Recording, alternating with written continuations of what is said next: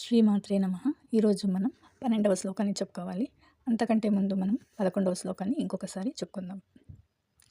అయనేషు చ సర్వేషు యథా భాగమవస్థితాః భీష్మమేవాభిరక్షन्तు భవంతః సర్వ ఏవ హి.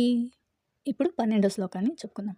తస్య సంజనయన్ హర్షం కురు వృద్ధః పితామహః సింహనాదం వినద్యోచ్చైః శంఖం దద్మౌ ప్రతాపవాన్.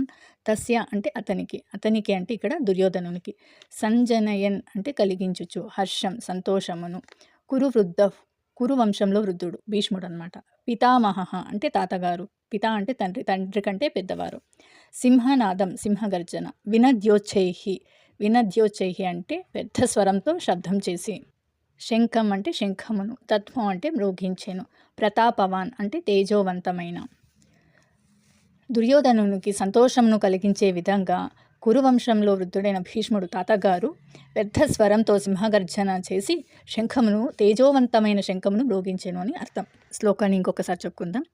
తస్య సంజనయన్ హర్షం కురు వృద్ధః పితామహః సింహనాదం వినద్యోచ్చైః శంఖం దద్మౌ ప్రతాపవాన్. 13వ శ్లోకం రేపు చెప్పుకుందాం.